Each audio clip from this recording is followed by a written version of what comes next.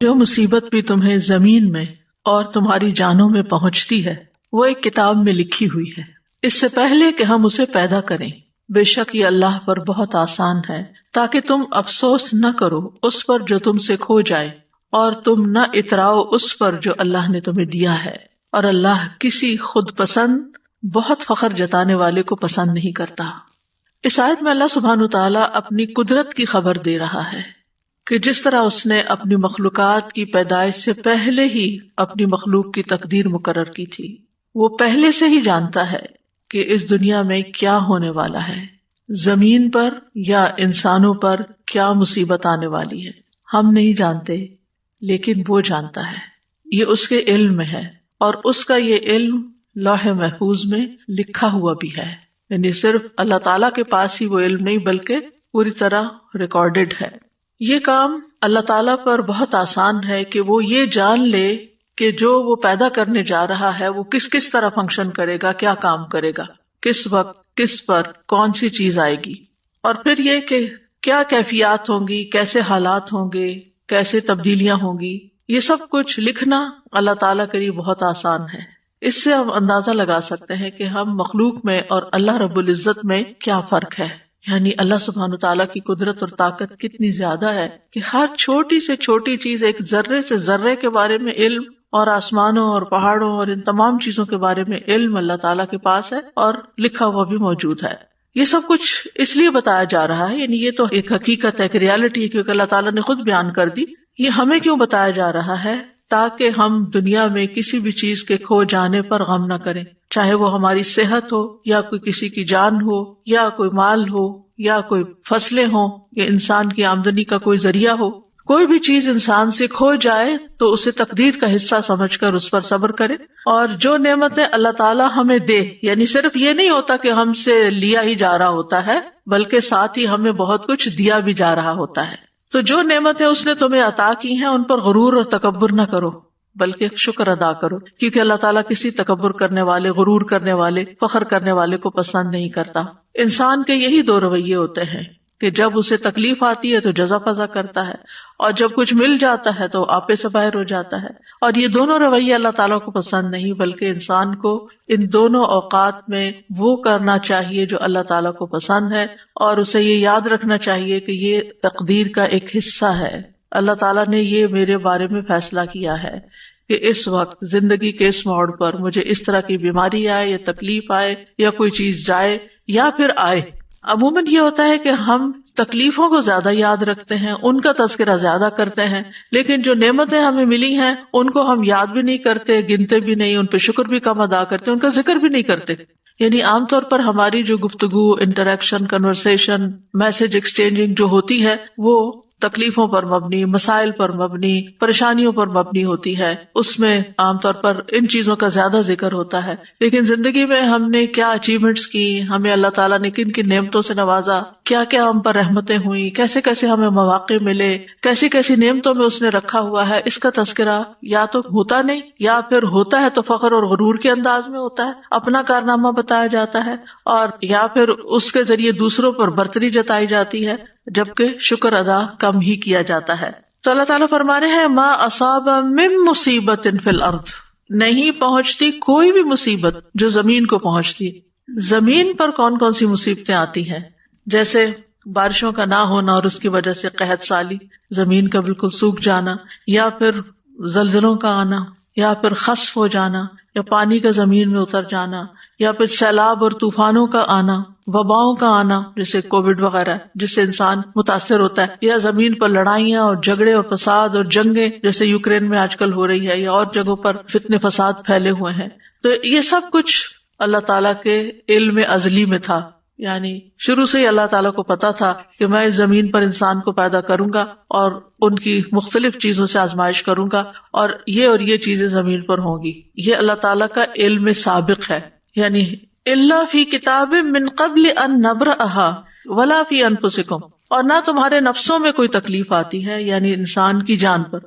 تو صحت کے سلسلے میں یہ آیت میں نے اس لیے اختیار کی ہے کہ ہم یہ جانیں کہ ہم جو بیمار ہوتے ہیں ہمیں کسی قسم کی جو تکلیف آتی ہے، جو ہم پر کوئی مصیبت آتی ہے نفس پر، یعنی چاہے وہ نفسیاتی تکلیف ہو، جو روحانی ہو، کوئی جسمانی ہو، ذہنی ہو، کسی بھی قسم کی کوئی کرب اور بے چینی اور انگزائٹی اور ڈپریشن اور کوئی بھی چیز جو انسان کے اوپر وارد ہوتا ہے، یا کسی چیز کے کھو جانے سے انسان کو جو تکلیف اور پریشانی آتی ہے، یا اپنے کسی پیارے کے اوپر جو دکھ تکلیف آتا ہے اس کی وجہ سے جو تکلیف لاحق ہوتی ہے، یا پھر یہ کہ انسان کہیں سے گر جاتا ہے، یا کوئی چوٹ لگ جاتی ہے، یا پھسل جاتا ہے، یا کسی وبا کا شکار ہو جاتا ہے، یا انسان کے جسم میں کسی قسم کا کوئی اضطراب، حتیٰ کہ کوئی خارش ہوتی ہے، یا پھر کسی طرح کی کوئی چبھن سی ہو جاتی ہے، یا کوئی پین شروع ہو جاتی ہے، کوئی بھی چیز جو ہمارے جسم میں ہوتی ہے یہ اللہ کے علم میں ہوتی ہے اور اللہ کے اذن سے ہوتی ہے، اور اللہ تعالیٰ کی کتاب میں یہ بھی لکھا ہوا ہے کہ کس انسان کو کس وقت کیا لاحق ہوگا، اور پھر اللہ تعالیٰ کو یہ بھی پتا ہے کہ وہ اس وقت کس طرح ریئیکٹ کرے گا، اور یہ جو ریئیکشن ہو جاتا ہے پھر یہ ہمارے اعمال نامے میں لکھ لیا جاتا ہے، اور پھر اس کے مطابق ہمیں جو بھی بدلہ ہوگا وہ دیا جائے گا۔ اور یہ سب کچھ کیوں ہوتا ہے؟ آزمائش کے لیے، امتحان کے لیے، کہ انسان کرتا کیا ہے۔ یعنی اگر آپ کسی بھی چیز کو آبزرو کریں، بعض اوقات ہوتا ہے نا کہ کسی پیٹ کو آپ دیکھتے ہیں یا کوئی کیڑا مکوڑا دیکھتے ہیں تو آپ آبزرویشن شروع کر دیتے ہیں کہ اچھا میں اس کی طرف یہ چیز پھینکتی ہوں یا میں اس کو چھیڑتی ہوں تو یہ کرتا کیا ہے، تو پھر آپ کہتے ہیں یہ ادھر جائے گا، یہ یوں کرے گا، یوں کرے گا، تو آپ اس کو دیکھ دیکھ کے ایک طرح سے بعض اوقات انجوائے کر رہے ہوتے ہیں۔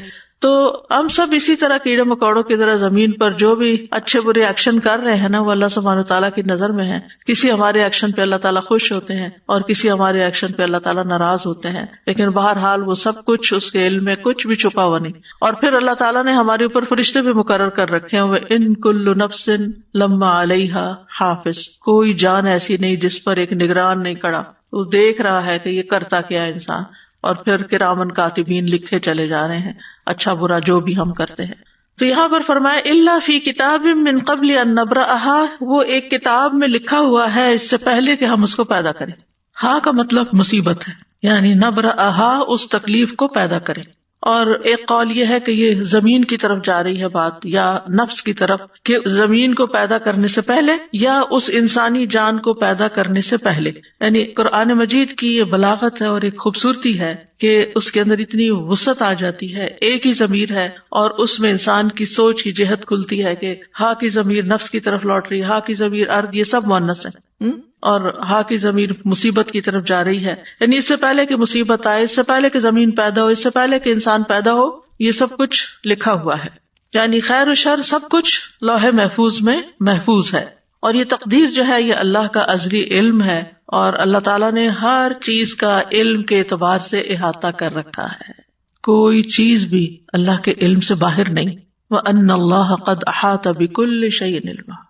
اب آپ جب بیمار ہوتے ہیں، پریشان ہوتے ہیں، تو آپ اللہ تعالیٰ سے اپنی حالت کا واسطہ دے کے بھی دعا کر سکتے ہیں کہ یا اللہ تجھے تو پہلے سے ہی پتا ہے کہ میرے اوپر کیا آنا ہے، اور تجھے تو پہلے سے ہی پتا ہے کہ میں کتنی کمزور ہوں، اور تو میرے حال کو جانتا ہے، اور تو میری تکلیف کو جانتا ہے، تو مجھ پہ رحم فرما۔ یعنی اللہ تعالیٰ سے انسان اس طریقے سے بھی دعا کر سکتا ہے، یعنی اللہ تعالیٰ کی صفت علم کا واسطہ دے کر، کیونکہ قرآن مجید میں آتا ہے وَلِلَّهِ الْأَسْمَاءُ الْحُسْنَىٰ فَادْعُوهُ بِهَا، تو ہمیں اللہ تعالیٰ کی اسماء و صفات کا واسطہ اور وسیلہ دے کر بھی اللہ تعالیٰ سے دعا کرنی چاہیے، جیسے انی مسنی الضر وانت ارحم الراحمین۔ بس اللہ تعالیٰ کی رحمت کی بات کر دی، اللہ تعالیٰ کی اس صفت کی بات کر دی کہ آپ تو بہت زیادہ رحم فرمانے والے ہیں۔ یعنی مطلب کیا ہے؟ اگر کسی کو کہا جائے آپ تو بہت سخی ہیں تو اس کا کیا مطلب ہے کہنے کا؟ یہ تعریف کوئی کیوں کر رہا ہے کسی کی؟ تاکہ وہ اپنی سخاوت کا اظہار کرے۔ تو اسی طرح اللہ تعالیٰ کی صفت رحمت کا جب ذکر کرتے ہیں تو اس کا مطلب یہ ہے کہ آپ تو اس کے مالک ہیں اور آپ کر سکتے ہیں۔ تو یہ چیز اگر انسان اللہ تعالیٰ کے بارے میں سوچے کہ ہر چیز کو جانتا ہے، ہر چیز کو، وَأَنْتَ عَلَّامُ الْغُیُوبِ، میں نہیں جانتا تو جانتا، اور تو علام الغیوب ہے۔ قیامت تک جو کچھ ہونے والا ہے، جب سے پیدا ہوا جب تک ختم ہوگا، سب کچھ اس کے علم ہے۔ وَكُلَّ شَيْءٍ أَحْصَيْنَاهُ فِي إِمَامٍ مُبِينٍ، ایک واضح کتاب میں ایک کھلے رجسٹر میں ریکارڈ رکھا ہوا ہے، اور حدیث سے پتہ چلتا ہے کہ آسمان و زمین کی تخلیق سے 50,000 سال پہلے مخلوقات کی تقدیر لکھی گئی۔ اب آپ سوچئے، جب آپ تقدیر پر ایمان لاتے ہیں، اور تقدیر پر ایمان لانا ضروری ہے، نبی صلی اللہ علیہ وسلم نے فرمایا ہر چیز کی ایک حقیقت ہوتی ہے، اور کوئی شخص اس وقت تک ایمان کی حقیقت کو نہیں پہنچ سکتا جب تک اسے یقین نہ ہو جائے کہ اسے جو چیز پہنچی ہے وہ اس سے خطا نہیں ہو سکتی تھی، اور جو چیز خطا ہو گئی ہے اس سے وہ اسے پہنچ نہیں سکتی تھی۔ اب یہ جو ہمارا ایمان ہے، اس کی بنا پر اگر آپ کو کوئی تکلیف آ جاتی ہے، کوئی بیماری آ جاتی ہے، کوئی چیز چھو جاتی ہے، لگ جاتی ہے، ٹکرا جاتی ہے، کچھ ہو جاتا ہے، تو بجائے غصے میں آنے کے، فرسٹریشن کا شکار ہونے کے، آپ کے چہرے پہ اسمائل بھی آ سکتی کہ تو ہونا تھا، یہ لکھا ہوا ہے، یہ اپنے وقت پہ پہنچ گیا مجھ تک، اب اللہ ہی اس کو دور کرنے والا ہے۔ جس کے اذن سے یہ تکلیف آئی ہے اسی کے اذن سے شفا ہوگی، جس کے اذن سے یہ مشکل میں مبتلا ہوں وہی اس کو ان یمسسک اللہ بضر فلا کاشف لہ الا ہو، اگر تمہیں کوئی تکلیف پہنچ جاتی ہے تو اس کو اللہ کے سوا کوئی بھی دور نہیں کر سکتا، فلا کاشف لہ الا ہو۔ یہ یقین ہونا چاہیے پورا، جتنا زیادہ یہ یقین ہوگا کہ فلا کاشف لہ الا ہو، کہ اللہ ہی اس تکلیف کو دور کرنے والا ہے، اس کو کھولنے والا ہے، تو اتنا ہی زیادہ ہم اللہ سبحانہ وتعالیٰ کی طرف رجوع کریں گے، اتنے یقین کے ساتھ اسی کی طرف لوٹیں گے، اسی کے در پہ جائیں گے، اسی کے آگے سر جھکائیں گے، اسی کو پکاریں گے، اسی کے آگے ہاتھ پھیلائیں گے، اسی کو مختلف چیزوں کا واسطہ وسیلہ دیں گے جو مشروع ہے یا جس کی اجازت ہے ہمیں۔ تو اس طرح اللہ تعالیٰ سے تعلق اور زیادہ مضبوط ہو جائے گا۔ پھر فرمائے ان ذالک علی اللہ یسیر۔ ہمیں لگتا ہے کتنا مشکل کام ہوگا، یہ کتنا بڑا کام ہے یہ سب کچھ، لیکن اللہ تعالیٰ فرماتے ہیں اس کے لیے تو یہ کچھ بھی مشکل نہیں۔ سبحان اللہ، یعنی اس کی قدرت اس سے بھی کہیں زیادہ ہے کہ وہ ان سب چیزوں کا علم رکھے۔ اور ہمیں کیوں بتایا جا رہا ہے؟ لِكَيْ لَا تَأْسَوْا عَلَىٰ مَا فَاتَكُمْ، تاکہ تم کھو جانے والی چیز پہ افسوس نہ کرتے رہو، تم سے غم دور کرنے کے لیے۔ اور یہ ایک حقیقت ہے کہ اگر انسان تقدیر کے معاملے کو اور اس بات کو سمجھ جائے کہ یہ کسی وجہ سے آئی ہے تکلیف مجھ پر، اللہ تعالیٰ یا تو مجھے ریسٹ کروانا چاہتا ہے، یا مجھے کچھ سکھانا چاہتا ہے، یا کوئی بھی ایسی وجہ ہو سکتی ہے کہ جو مجھے علم نہیں، کیونکہ اس کا کوئی بھی فیصلہ حکمت سے خالی نہیں، یہ بھی ساتھ ہی یاد رکھنا چاہیے۔ یعنی ایسا نہیں کہ وہ اندھا دھند بس کسی کو سزا دے رہا ہے اور کسی کو کچھ جزا دے رہا ہے اور کسی کو فائدہ اور کسی کو، ایسا نہیں ہے۔ ہر تکلیف کے پیچھے ایک حکمت، کوئی وجہ ہے۔ اس نے آپ کو کوئی اسپیشل چائلڈ دیا ہے، کوئی حکمت ہے اس کے پیچھے، کوئی وجہ ہے کہ اس نے آپ کو اس کام کے لیے چنا ہے۔ اسی طرح اگر کوئی اولاد کی طرف سے یا والدین کی طرف سے کسی پیارے کی طرف سے کوئی تکلیف پہنچتی ہے تو اس میں کوئی حکمت ہے۔ تو اگر انسان ایمان لے آئے تقدیر پر تو پھر غم ہلکا ہو جاتا ہے۔ وجہ بتا دی گئی کہ لِكَيْ لَا تَأْسَوْا، تاکہ تم افسوس نہ کرتے رہو، غمگین نہ رہو، عَلَىٰ مَا فَاتَكُمْ، جو تم سے فوت ہو گئے، یعنی جو تم سے چلا گیا، تمہاری صحت چلی گئی، تمہاری جوانی چلی گئی، تمہاری ہمت چلی گئی، تم سے کام کا چانس چلا گیا، اللہ کو یہی منظور، آگے موو فارورڈ، آگے چلو، آگے چلو، جو کھونا تھا ہو گیا، اب اس کے پیچھے جان ہلکان نہ کرو، جو ہونا تھا ہو گیا، اب اپنی زندگی کو آگے لے جاؤ، آگے کی طرف دیکھو، اچھی امید رکھو اور حوصلے میں رہو، کیونکہ یہ تو ہونا ہی تھا، کیونکہ انسان ہمیشہ عافیت میں نہیں رہ سکتا، ہمیشہ خوشحالی میں نہیں رہ سکتا، ہمیشہ رزق کی فراوانی میں نہیں رہ سکتا، یہ کمی بیشی ہوگی۔ اور جب ہو تو انسان اگر صرف اتنی بات سوچ لے کہ لکھا ہوا تھا، یہ تو ہونا تھا، مکتوب لکھا ہوا تھا، اور اللہ نے کیوں لکھا، پھر انسان اللہ سے بحث نہیں کرتا، اللہ کے علم اور اللہ کی قدرت کو چیلنج نہیں کرتا، بلکہ اللہ کے بارے میں اچھا گمان رکھتا ہے۔ آپ دیکھیں کہ اللہ سبحانہ تعالیٰ پر اعتراض کرنا کس کا کام تھا؟ جانتے ہیں نا ہم، یہ شیطان کا کام تھا۔ تو پھر ہم کتنے مزے سے مختلف چیزوں پر اعتراض شروع کر دیتے ہیں، واضح طور پر شیطان کے نقش قدم پر چل رہے ہوتے ہیں، واضح کلیئر کہ اللہ نے میرے ساتھ ایسا کیوں کیا، وائی می، یہ کیوں ایسا کیا، یہ آپ یاد رکھے کہ یہ کیا ہے، یہ دراصل شیطان کے قدموں پر چلنا ہے، اس کی پیروی کرنا ہے، اس کے پیچھے جانا ہے۔ اور پھر دوسرا رویہ جو شیطانی رویہ ہوتا ہے، انا خیر منہ، وہ کیا ہے؟ تکبر والا۔ اور یہ تکبر والا رویہ یہ بھی اللہ کو ناپسند، یہ دونوں شیطانی رویے اللہ کو ناپسند ہے۔ وَلَا تَفْرَحُوا بِمَا آتَاكُمْ، اس پہ مت خوش ہو، مت اتراؤ، مت اکڑو جو اللہ نے تمہیں دیا ہے، یعنی اپنی کسی بھی اسکل پر، اپنی کسی ذہانت پر، اپنی کسی قابلیت پر، اپنے کسی کارنامے پر، اپنی کسی کامیابی پر، کیونکہ عام طور پر کیا ہوتا ہے، یعنی ذرا سے دوسروں سے کوئی بہتر کام کر لیتے ہیں تو پھر ہم دوسروں کو حقیر سمجھنا شروع کر دیتے ہیں، میں اس سے بہتر ہوں، مجھے زیادہ اچھا پکانا آتا ہے، مجھے زیادہ اچھا پڑھانا آتا ہے، مجھے زیادہ اچھا فلاں کام آتا ہے، یعنی کوئی بھی جو کام اپنی چاہے قابلیت ہو، یا میرے پاس یہ زیادہ اچھا ہے، میرے بچے زیادہ خوبصورت ہیں، میرے بچے زیادہ پڑھے لکھے ہیں، میرا گھر زیادہ اچھا ہے، میرا یہ، یعنی انسان کو جتنی بھی نعمتیں ملی ہیں پھر انسان ان پر اترائے نہیں، فخر نہیں کرے. اور اترانا کیا ہوتا ہے اور تکبر کیا ہوتا ہے؟ دوسروں کو حقیر سمجھنا. اپنی خوشی کا اظہار منع نہیں ہے کہ اللہ کا شکر ہے اللہ نے دیا. اگر اللہ نے دیا، اچھا لباس آپ نے پہنا ہے، اچھا گھر بنایا ہے آپ نے، اچھی گاڑی خریدی ہے آپ نے، کوئی حرج نہیں. کل بھی ہم نے حدیث پڑھی تھی کہ ایک نیک انسان کے لیے مال جو ہے وہ نقصان دہ نہیں ہے، کیونکہ وہ ہر چیز پر اللہ کا شکر ادا کرتا رہے گا اور ان نعمتوں میں دوسروں کو شریک کرتا رہے گا، ان نعمتوں کو پا کر خیر اور بھلائی کے کام کرے گا. انسان یاد رکھے کہ اس دنیا میں انسان کو نعمتیں بھی ملیں گی اور تکلیف بھی آئے گی، لیکن ہر حال میں مطلوب اور مقصود کیا ہے کہ انسان اللہ کا بندہ بن کر رہے. اکرمہ ابن عباس سے روایت کرتے ہیں کہ وہ اللہ کے فرمان اسی آیت کے بارے میں کہتے ہیں کہ ہر شخص غمگین ہوتا ہے اور خوش ہوتا ہے، لیکن مومن اپنی مصیبت پر صبر کرتا ہے اور خوشحالی پر شکر کرتا ہے. اس آیت میں ایک بات یاد رکھیں کہ اس کا یہ مطلب نہیں کہ اگر ہر چیز لکھی ہوئی ہے تو انسان کوشش نہ کرے. نہیں، کوشش بھی کرنا اللہ کے اذن سے ہے اور اللہ کا حکم ہے اور ہمیں اس پر ابھارا گیا ہے. وَأَن لَيْسَ لِلْإِنسَانِ إِلَّا مَا سَعَىٰ، کہ تمہیں کوشش کرنا، کیونکہ ہمیں تو نہیں پتا نا آگے کیا لکھا ہوا ہے، ہمیں نہیں پتا. تو ہمیں جو نعمتیں ملی ہیں اور جو وسائل ملے ہیں اور جو جسمانی قوت ملی ہے اس کے ساتھ اس دنیا میں رہتے ہوئے احرص علی ما ینفع، جو چیزیں فائدہ دیتی ہیں ان کی حرص کرے.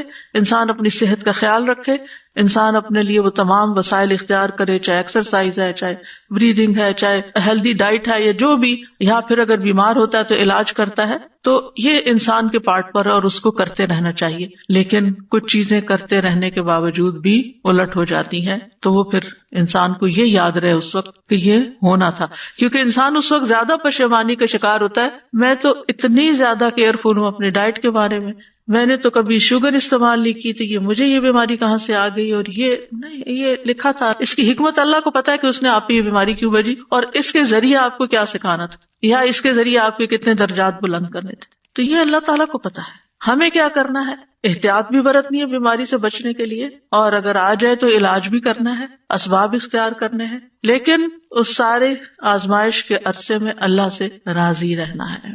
واللہ لا يحب كل مختال فخور، اللہ تعالیٰ کسی ایسے بندے کو پسند نہیں کرتا جو اپنے عمل میں غرور کرے اور اپنے قول میں فخریہ زبان استعمال کرے، فخر کرے. یعنی عمل میں ایسا لباس پہنے جو گھسیٹ گھسیٹ کے چلے، یا ایسی چال چلے، اور پھر یہ کہ باتوں میں ایسی ایسی باتیں کرے کہ جو دوسروں کو ہرٹ کرنے والی ہوں، شیخی بگاڑنے والی ہوں. تو بے صبرا کرنے والا غم اور سرکش کرنے والی خوشی جو ہے، ان دونوں کی ممانعت کی گئی ہے.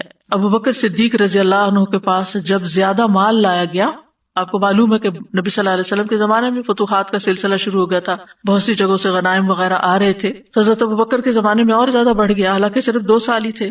تو جب زیادہ مال آیا آپ کے پاس تو انہوں نے کہا، اے اللہ، ہم طاقت نہیں رکھتے مگر یہ کہ ہم اس بات پر خوش ہوں جو تو نے ہمارے لیے مزین کیا ہے. یعنی ہمیں مال اچھا لگتا ہے، کوئی چیز ملتی ہے تو ہمیں خوشی ہوتی ہے. تو اب یہ ہے کہ کیا وہ کوئی بری چیز تھی یعنی جس کا وہ ذکر کرے؟ نہیں، وہ اس بات کا ذکر کرے کہ اللہ یہ ہمارے اندر آپ نے رکھ دیا ہے کہ زُيِّنَ لِلنَّاسِ حُبُّ الشَّهَوَاتِ مِنَ النِّسَاءِ وَالْبَنِينَ وَالْقَنَاطِيرِ الْمُقَنطَرَةِ، یہ مال کی محبت ہمارے اندر رکھ دی گئی اور ہمیں اس سے خوشی بھی ہوتی ہے. تو مطلب یہ ہے کہ اس سے مراد وہ خوشی ہے، اس طرح خوش ہونا منع ہے کہ جو انسان کو تکبر اور سرکشی کی طرف لے جائے. ورنہ مال کے ملنے پر، نعمت کے ملنے پر، اپنی پسند کی چیز ملنے پر انسان کو کبھی بھی غمگین نہیں ہونا چاہیے بلکہ خوش ہونا چاہیے. اور یہ خوشی کرنا کوئی بری بات نہیں ہے، یعنی خوشی کے موقع پر خوش ہونا اس میں کوئی برائی نہیں ہے. کیونکہ کچھ لوگ ایسے ہوتے ہیں ہر وقت بس ایک ایسی حالت میں رہتے ہیں کہ نہ کسی خوشی کے موقع پہ خوش ہوتے ہیں، نہ کسی غم کے موقع پہ غمگین ہوتے ہیں. ہم نیک پارسا نہیں، خوشی کی کوئی چیز ہے، کوئی نعمت ملی، خوشی کا اظہار کرے. فَأَمَّا بِنِعْمَةِ رَبِّكَ فَحَدِّثْ، بس لمٹ کے اندر، اس سے اوپر نہیں جانا کہ تکبر، شیخی بگاڑنا شروع ہو جائے یا آپ دوسروں کو نیچا کرنا شروع کر دیں. یہ نہیں ہونا چاہیے. اور اسی طرح یہ کیسے ہو سکتا ہے کہ غم کا موقع ہو، کوئی پیارا جدا ہو جائے، کوئی تکلیف ہو اور ہم غمگین نہ ہو؟ یعنی کیا ہم پتھر دل ہیں، ہمارے سینے میں دل نہیں ہے، ہم محسوسات اور جذبات سے عاری ہو جائے؟ یہ نہیں کہا گیا. ہم غمگین بھی ہوں، ہمیں اجازت ہے غم کرنے کی، ہم غمگین ہوں، ہمیں اجازت ہے آنسو بہانے کی، لیکن حد سے باہر نہیں نکلنا، منہ سے کچھ نہیں نکالنا، اونچی آواز سے نہیں رونا، کوئی شکوہ شکایت نہیں کرنی اللہ تعالیٰ سے. اسی طرح بیماری ہے، بیماری میں تکلیف ہے، کوئی پین ہے، کوئی ایسی چیز آ گئی ہے کہ جو ڈاکٹرز کہتے ہیں علاج ہی کوئی نہیں ہے، بس اب آگے کی تیاری کرو، تو ایسے میں بھی مایوسی نہیں، غم ہے، مایوس نہیں ہونا. تو آپ دیکھیں کہ اللہ کے انبیاء جو ہیں وہ تکلیف کے موقع پر تکلیف محسوس کرتے ہیں لیکن اللہ ہی کو پکارتے ہیں. حضرت یعقوب علیہ السلام کو آپ دیکھیں کہ کتنے سال ایک تکلیف میں حضرت یوسف علیہ السلام کی جدائی میں مبتلا رہے، لیکن مایوس نہیں ہوئے ایک دن کے لیے بھی. جب بنیامین بھی وہاں رہ گئے تو کیا کہتے ہیں، امید ہے کہ میرا رب سب کو ہی لے آئے گا. سبحان اللہ. ایسے موقع پر سالوں سال گزر گئے یوسف علیہ السلام کو کھوئے ہوئے، اور دوسرا پیارا بیٹا بھی کھو گیا، یعنی چلا گیا ان کے نگاہوں کے سامنے سے، لیکن ایاتینی بہ جمیعا، اللہ سب کو ہی لے آئے گا.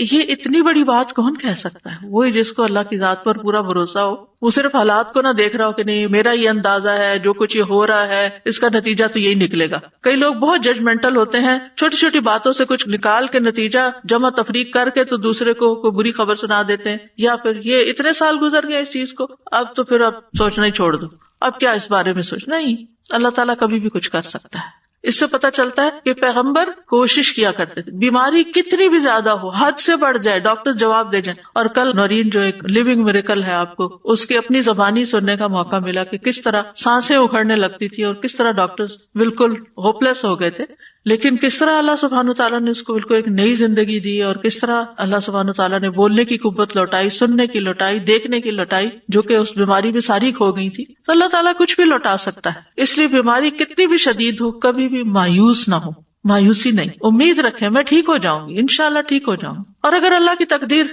نافذ ہونی ہے تو ایک دن تو نافذ ہونی ہے، ایک دن تو دنیا سے جانا ہی ہے، اور سبھی نے جانا ہے.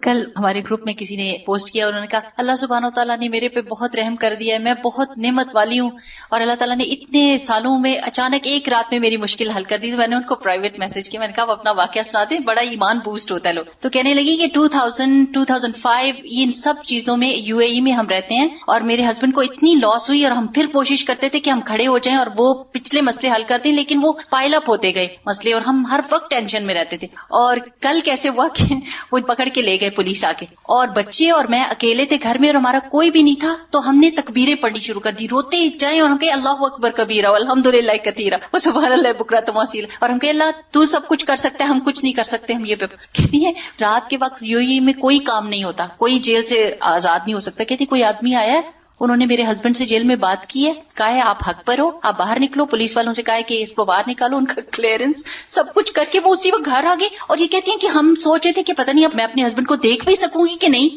اور ہم اس سوچ میں تھے، اور اللہ سبحانہ وتعالیٰ نے وہ تکبیریں جو ہم نے کہی اور تسبیح کی کہ اللہ بڑا ہے نا، اس یقین کے ساتھ کہ ٹھیک ہے قانون ہے، سسٹم ہے، نظام ہے، جیل ہے، پولیس ہے، سب کچھ ہے، لیکن اللہ سب چیزوں سے بڑا ہے نا، اس یقین کے ساتھ کہ اللہ ہی سب سے بڑا ہے. تو اللہ سبحانہ تعالیٰ کو اگر انسان بڑا سمجھ کر اس کے آگے جھکتا ہے تو اللہ تعالیٰ ضرور سنتا ہے.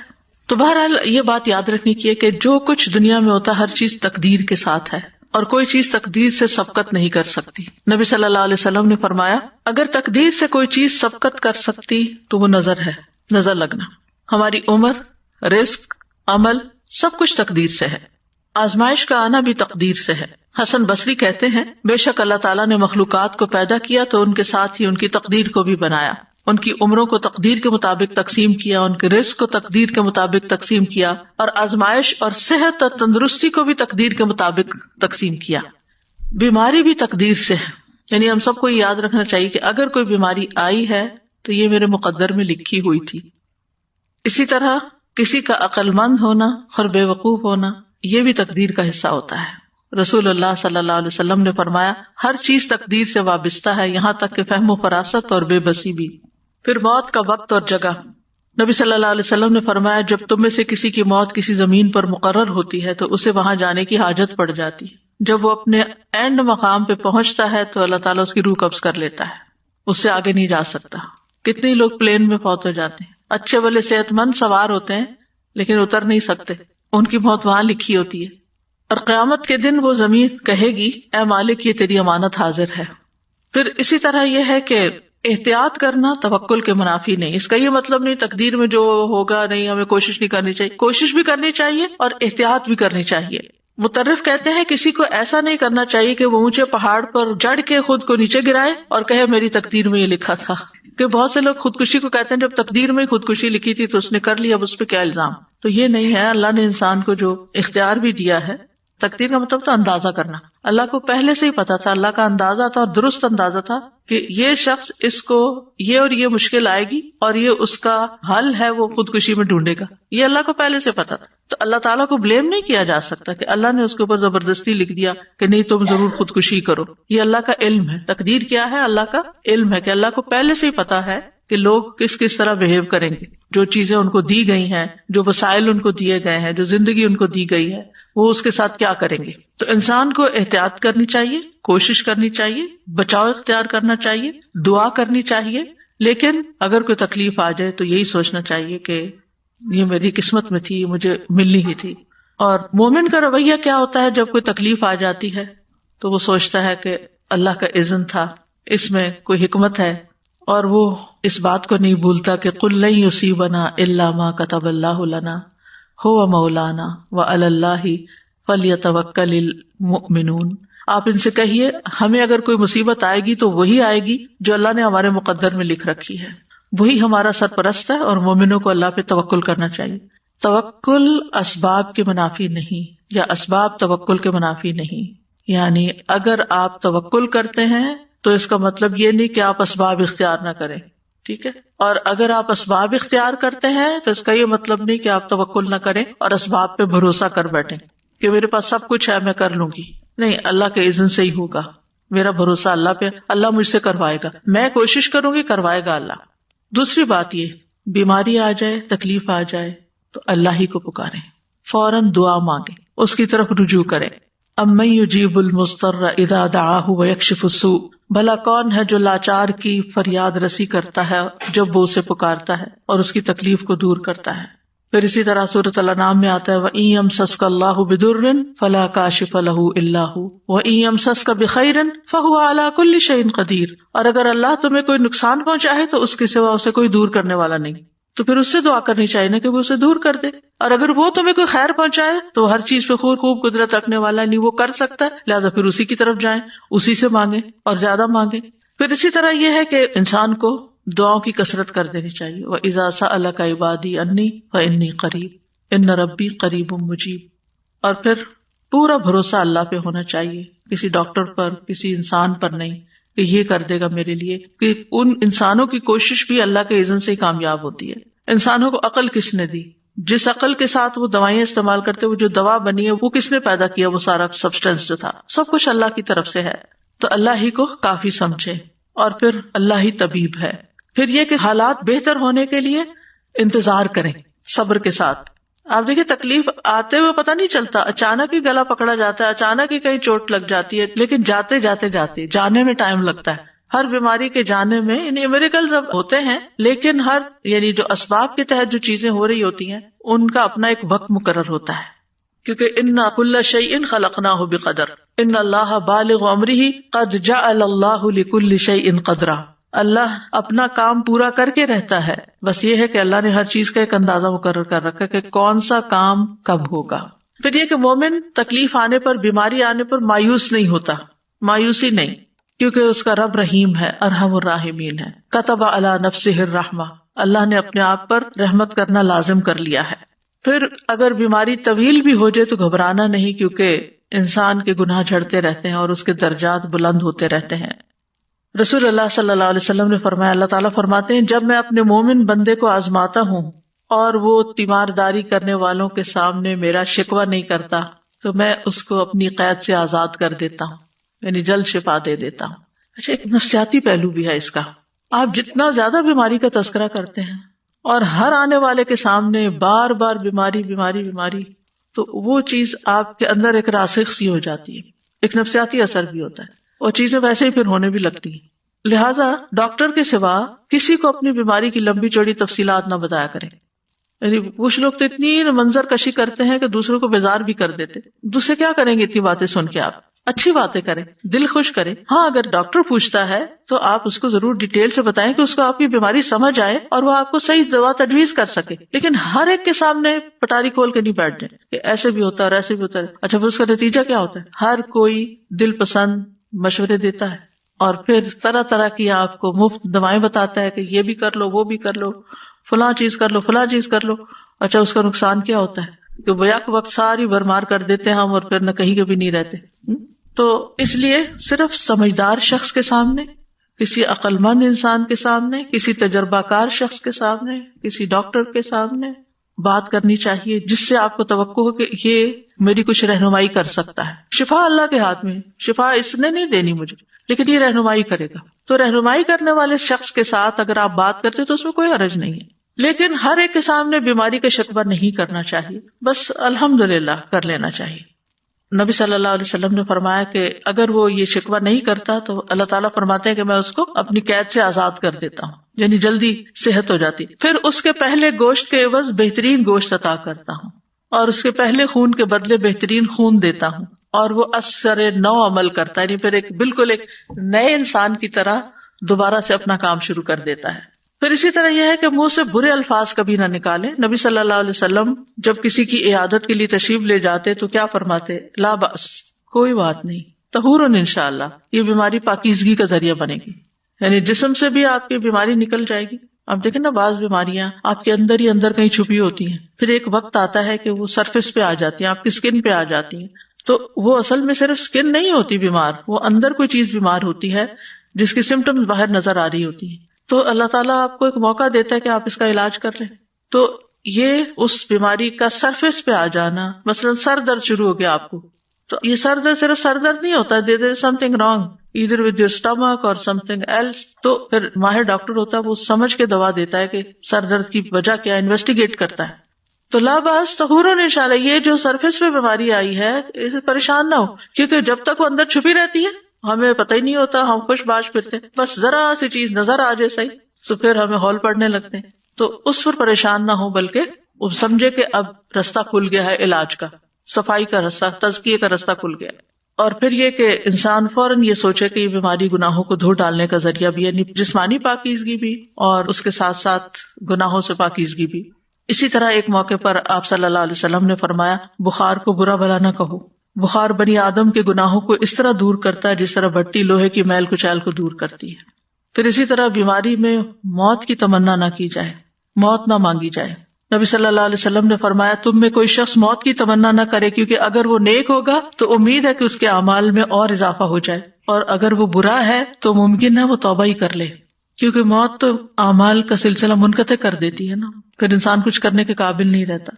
حدیث میں آتا ہے کہ مومن کی عمر تو اس کی بھلائی میں ہی اضافہ کرتی، یعنی جتنے دن آپ کو دنیا میں مل جاتے ہیں اتنا ہی آپ کو نیک اعمال کا وقت مل جاتا ہے. اور پھر سب سے بڑی بات یہ کہ پازیٹیو تھنکنگ، اللہ کے بارے میں اچھا گمان، اپنے ساتھ جو کچھ ہو رہا ہے اس سے اچھی بات سوچنا. اور ویسے بھی حدیث میں آتا ہے نا کہ اللہ تعالیٰ فرماتے ہیں میں اپنے بندے کے ساتھ اس کے گمان کے مطابق ہوں، یعنی جیسا آپ سوچنا شروع کرتے ہیں ویسے چیزیں ہونے لگتی ہیں. اور اچھے گمان کے بدلے میں معاملہ بھی اچھا اور برے گمان کے بدلے میں معاملہ بھی برا. اگر تم برا سوچتے تو پھر برا ہی نتیجہ نکلے گا، اور اگر تم اچھا سوچتے ہو، آپٹیمسٹک ہو، تو پھر تمہارے ساتھ اچھا ہی ہوگا. پھر پلٹ کے بات انسان کے اپنے اوپر ہی آ جاتی ہے کہ انسان اپنے لیے کیا سوچتا ہے، کیا چاہتا ہے.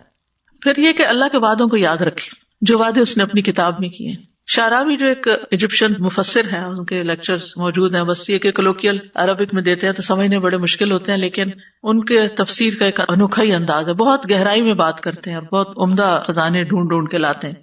وہ کہتے ہیں کہ میں ان 4 لوگوں پہ حیران ہوں جو 4 چیزوں سے غافل ہیں. میں اس بندے پہ حیران ہوتا ہوں جو کسی غم میں مبتلا ہے، وہ کس طرح اللہ کے اس فرمان سے غافل ہو جاتا ہے، لا الہ الا انت سبحانک انی کنت من الظالمین، جبکہ اللہ تعالیٰ اس کے بعد فرماتا ہے فاستجبنا لہ ونجیناہ من الغم وکذالک ننجی المؤمنین، کہ ہم اسی طرح مومنوں کو نجات دیتے ہیں غم سے، ہم نے اس کا غم دور کر دیا، یعنی یونس علیہ السلام کا. جب اللہ نے یہ وعدہ کیا ہے کہ غم کا علاج ہے اس آیت کے اندر، تسبیح کے اندر، تو وہ تسبیح کیوں نہیں کرتا؟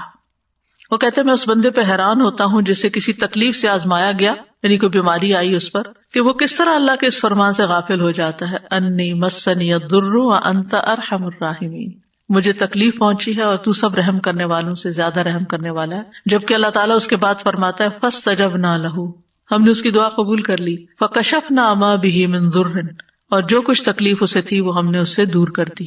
تو اللہ سبحانہ وتعالیٰ اگر ایوب علیہ السلام کی سنتا ہے تو ہماری بھی سنے گا.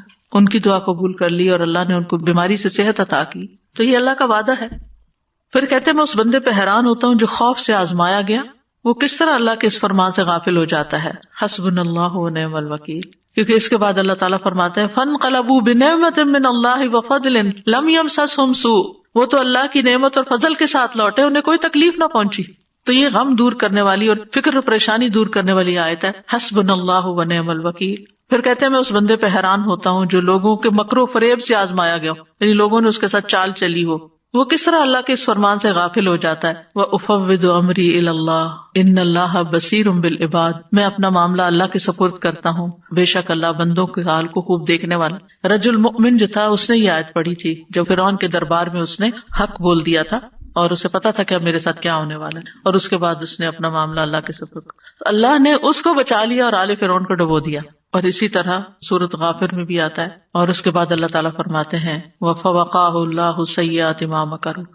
جس دشمن کے غرق ہونے کی خوشی میں ابھی آپ نے 10 محرم کا روزہ رکھا تھا، روزہ تو رکھ لیتے پھر یاد نہیں ہوتا کہ کس چیز کے شکرانے کا. تو مومن جو ہے وہ تکلیف میں اللہ سے راضی رہتا ہے اور اس کا اظہار کرتے رہنا چاہیے. اللہ میں راضی ہوں، اللہ میں راضی ہوں، اللہ میں راضی ہوں، اللہ مجھے تکلیف ہے لیکن میں راضی ہوں، میں آپ کے فیصلے پہ ناراض نہیں ہوں.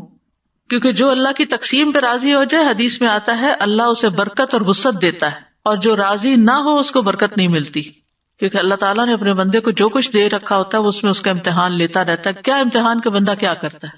مجھے یاد ہے بچپن میں ہم اسکول میں تھے نا چھوٹے چھوٹے، تو بعض اوقات بچے کوئی اپنے ساتھ سویٹس لے آتے کچھ لے آتے تو پھر وہ ایک دوسرے سے کہتے کہ مجھے بھی دو، ایک دوسرے سے کہتے کہ مجھے بھی چکھاؤ. تو بچے عموماً اسٹنجی ہوتے کہتے ہیں کیوں نہیں دینا، تو کہتے اوہو ہم نے تو صرف تمہارا دل دیکھا تھا کہ تم کیا کرتے ہو. آپ کو بھی یاد ہوگا شاید اس طرح کہ تمہارا دل دیکھتے. تو وہ اس کو بہت برا بلا کہتے تھے جو بچہ شیئر نہیں کرتا تھا یا اکیلے ہی بیٹھ کے لنچ کر لیتا تھا. تو بہرحال تو اللہ تعالیٰ بھی ہمارا دل دیکھ رہے ہیں کہ میں اس کو ایک چیز دیکھتا ہوں اور پھر اس سے مانگتا ہوں کہ دے تو میرے راستے میں، تو پہلے دیکھے کرتا ہے کیا. تو بہرحال مصیبت پر بھی جو اللہ تعالیٰ کا شکر ادا کرتا ہے وہ خاص شاکرین میں سے ہوتا ہے.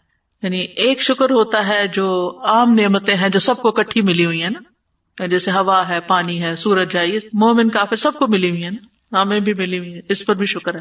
اور ایک ہوتا ہے اللہ کے نیک بندوں کا شکر، جو نعمتیں خاص ان کو ملی ہوتی ہیں، جیسے آپ کو قرآن کی نعمت ملی، علم کی دولت ملی وغیرہ وغیرہ. یہ کہ اتنے بے شمار لوگوں میں سے اللہ نے آپ کو توفیق دی کہ آپ یہاں آ کے سیکھ رہے ہیں، اس پر شکر ادا کرتے ہیں.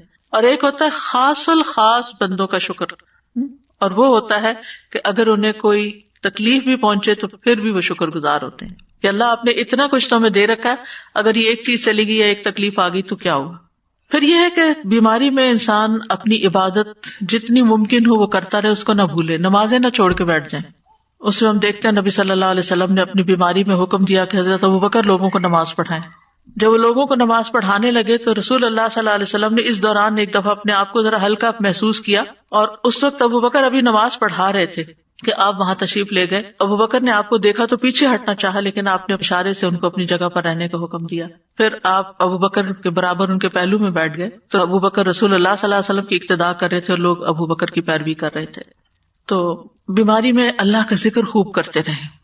ایک بڑی خوبصورت حدیث ہے، یہ دعائیں ایپ میں نے یہ ڈلوا دی ہوئی ہے، یہ ذکر بھی.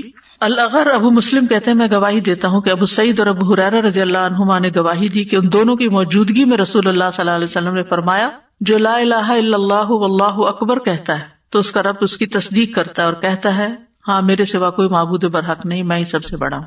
جب وہ لا الہ الا اللہ وحدہ کہتا ہے تو اللہ تعالیٰ فرماتا ہے ہاں مجھ تنہا کے سوا کوئی معبود برحق نہیں. اور جب وہ لا الہ الا اللہ وحدہ لا شریک لہ کہتا ہے تو اللہ تعالیٰ کہتا ہے ہاں مجھ تنہا کے سوا کوئی معبود برحق نہیں اور میرا کوئی شریک نہیں. اور جب لا الہ الا اللہ لہ الملک و لہ الحمد کہتا ہے تو اللہ تعالیٰ کہتا ہے کہ ہاں کوئی معبود برحق نہیں مگر میں، میرے ہی لیے بادشاہت اور میرے ہی لیے حمد ہے. اور جب لا الہ الا اللہ ولا حول ولا قوت الا باللہ کہتا ہے تو اللہ تعالیٰ فرماتے ہیں ہاں میرے سوا کوئی معبود نہیں اور گناہوں سے بچنے اور بھلے کام کی قوت نہیں مگر میری توفیق سے. آپ فرماتے تھے جو کوئی ان کلمات کو اپنی بیماری کی حالت میں کہے اور مر جائے تو اسے آگ نہیں کھائے گی. تو ہر بیمار کو یہ ذکر ضرور کرنا چاہیے. رسول اللہ صلی اللہ علیہ وسلم نے فرمایا جس نے یہ 5 کلمات کسی دن یا رات یا کسی مہینے میں پڑھے پھر اس میں وہ فوت ہو گیا تو اس کے گناہ معاف کر دیے جائیں گے. اور وہ کیا ہے؟ لا الہ الا اللہ واللہ اکبر، لا الہ الا اللہ وحدہ لا الہ الا اللہ ولا شریک لہ، لا الہ الا اللہ لہ الملک ولہ الحمد، لا الہ الا اللہ ولا حول ولا قوۃ الا باللہ. پھر استغفار کرنا، انسان اپنی بیماری میں توبہ استغفار کرتا رہے، درود شریف پڑھتا رہے کیونکہ اس سے رحمتیں آتی ہیں تو انشاءاللہ اللہ تعالیٰ اس کی مدد کرے گا. پھر یہ ہے کہ بیماری کا علاج ضرور کروائے، یعنی مایوس ہو کے چھوڑ نہ دے کہ یہ لا علاج بیماری ہے تو فائدہ نہیں، یعنی جس طرح کا بھی ممکن ہو علاج کروائے. کیونکہ نبی صلی اللہ علیہ وسلم نے فرمایا اے اللہ کے بندو علاج کیا کرو، کیونکہ اللہ تعالیٰ نے اگر جو بیماری بھی اتاری ہے اس کے ساتھ اس کی شفا بھی نازل کی ہے سوائے موت اور بڑھاپے کے، یعنی کوئی بیماری بھی لا علاج نہیں. آپ فرما رہی ہیں نا کہ علاج کرنا ضروری ہے، مگر کبھی کبھی کچھ ایسا حالات ہو جاتے ہیں کہ انسان کی اتنی اولڈ ایج ہوتی ہے اور اس کا علاج جو ہوتا ہے وہ اتنا ڈیفیکلٹ ہوتا ہے تو کوئی نہیں کروانا چاہتا، تو از دیٹ اوکے؟ اگر کسی علاج کے نتیجے میں زیادہ بڑی تکلیف کا امکان ہے تو پھر وہ علاج نہ کرایا جائے، کوئی آلٹرنیٹ تھراپی دیکھی جیسے کینسر ہو جاتا ہے کافی بڑی ایج جی میں، تو اس کا صرف ایک سرجری ہی علاج نہیں ہوتا، کچھ اور چیزیں بھی. جی وہ کیمو سے بھی منع کر دیتے ہیں، کوئی حرج نہیں سرجری سے بھی منع کر دیتے ہیں. جی کوئی حرج نہیں. اس میں پھر یہ کہ آلٹرنیٹ تھراپیز ہوتی ہیں جو پین کو یا تکلیف کو کم کریں، یعنی کوئی نہ کوئی ہیلا چارہ، کوئی فزیکل تھراپی، کوئی اور چیز جو کسی طرح ایز کرے بیمار کو. بیسیکلی دے گیو سم سیڈیٹیوز اور تھنگز لائک دیٹ، ٹھیک ہے کہ اس کو پین ریلیف ملے. ہاں، اور اس کے ساتھ انسان دعا کرے، ذکر اذکار جب تک اللہ نے زندگی رکھی ہے. جیسے سیڈیٹیوز یہ بھی تو پھر ایک علاج ہی ہے نا ایک طرح سے اس جی جی، اور پین کلرز دیتے ہیں بیسیکلی، جی وہ کہتے ہیں کہ جتنا چھیڑیں گے اتنی زیادہ تکلیف. بالکل. تو اللہ تعالیٰ نے کوئی بیماری ایسی نہیں پیدا کی کہ جس کا علاج پیدا نہ کیا ہو. علاج کرنا چاہیے، علاج کرتے رہنا چاہیے. اور بڑھاپے کا علاج نہیں ہے یہ. دیکھیں نا آپ کہنے کہ اتنے بڑھاپے میں جا کے اگر ایسی کوئی بیماری ہو جاتی تو پھر اس کا واقعی علاج نہیں ہوتا اور صرف اس کی تکلیف کو ہی کم کرنے کی طرف توجہ ہوتی ہے. یہ تو نبی صلی اللہ علیہ وسلم نے خود بھی فرما دیا. اور یہ بھی یاد رکھنا چاہیے کہ دوا سے شفا اللہ کے اذن سے ہی ہوتی ہے، انسان کے ہاتھ میں نہیں. دوا کے اندر کچھ نہیں ہے، دوا اللہ کے اذن سے شفا دیتی ہے. ایک بندے کو وہی فائدہ دیتی ہے چیز، دوسرے کے اوپر اثر ہی نہیں کرتی. اور پھر یہ کہ صرف میڈیسن ہی نہیں بلکہ اللہ کے کلام سے بھی شفا حاصل کرنی چاہیے. اگر کوئی ایسا بیمار ہے جو سرجری نہیں کروا سکتا، کیمو نہیں لے سکتا، لیکن اس کے اوپر دم وغیرہ مسلسل کیا جا سکتا ہے تو یہ بھی ایک علاج کا ذریعہ ہے، کیونکہ اللہ کے کلام میں شفا ہے. قل هو للذین آمنوا ھدی وشفاء. نہ صرف یہ کہ جسمانی بیماریوں کا بلکہ روحانی بیماریوں کا. شفاء لما فی الصدور. پھر سنت سے علاج. انبیاء کو قلبی اور روحانی ادویات دی گئی جو فائدہ دیتی ہیں. بعض بیماریاں ایسی ہیں کہ جو ڈاکٹروں کی پہنچ سے باہر ہوتی ہیں، ان کو پتہ ہی نہیں ہوتا کہ بیماری کیا ہے اور اس کا علاج بھی نہیں کر سکتے، وہ جانتے نہیں ہوتے. تو ایسی صورت میں خاص طور پر جو وحی کے ذریعے ہمیں ملا ہے اس کے ذریعے علاج کرنا فائدہ دیتا ہے اور وہ بھی کروانا چاہیے، یعنی روحانی علاج جس کو کہتے ہیں. کیونکہ اللہ کے سوا کوئی نہیں جانتا کہ اس بیماری کا کاز کیا ہے، تو ڈاکٹرز کو جب تک کاز سمجھ نہیں آتی تو وہ علاج کیسے کریں. وہ اپنی عقل سے اس تکلیف کو دور کرنے کے لیے کچھ نہ کچھ دیتے رہتے ہیں، لیکن بعضوں کو صرف وقتی آرام آتا ہے اور پھر تکلیف بڑھ جاتی ہے یا آرام آتا بھی نہیں ہے. ابھی آج ہی کسی نے مجھے ذکر کیا کہ انہوں نے شوگر کی دوا دی اور وہ دوا ایسی تھی کہ اس سے کڈنی جو ہے وہ متاثر ہو گئی، تو اس کو بھی کوئی خاص آرام نہیں آیا اور ساتھ ایک اور آرگن جو ہے وہ بھی ڈیمیج ہو گیا. تو یہ صورت بھی بعض اوقات ہوتی ہے. تو انسانی کوششیں اب بھی انسانی جسم کو سمجھنے میں ناکام ہے کہ یہ کس طرح ورک کرتا ہے. جتنا بھی ہوا ہے الحمدللہ فائدہ بھی بہت ہے، بیماریاں دور بھی ہوتی ہیں، لیکن پھر بھی مکمل کمپلیٹ علم انسانوں کے پاس نہیں ہے. وہی الہی کے ذریعے جو اللہ نے کلام اتارا ہے، جب اللہ نے فرما دیا کہ اس میں شفا ہے تو قرآن سے شفا حاصل کرنی چاہیے.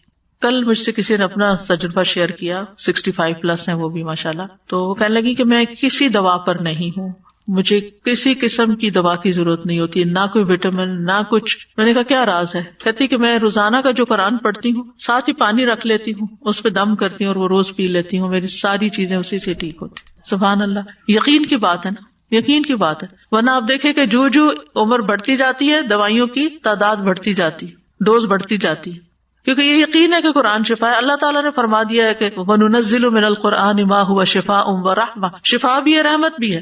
اور پھر یہ کہ قرآن میں سے کہیں سے بھی پڑھ لیں. بعض تو اسپیسیفک آیات تجربے مشاہدے کی روشنی بتاتے ہیں، وہ بھی ٹھیک ہے، لیکن ادروائز آپ کہیں سے بھی پڑھ لیں، انشاءاللہ آپ کو شفا ہوگی. اور اگر آپ روز یہی پریکٹس شروع کرتے ہیں کہ جب قرآن پڑھنے لگے اپنا پانی پاس رکھ لیں، اونچی آواز سے تلاوت کریں، اور پھر وہ پانی کے اندر وہ جو آپ کی قرآن کی آیات کا اثرات ہیں وہ جائیں گے اور وہی پی لیں، اور وہ آپ کے کان بھی سن رہے ہیں، آپ کا جسم بھی سن رہا ہے، اور پانی بھی آپ کے اندر وہی گیا ہے، تو انشاءاللہ شفا ہوگی.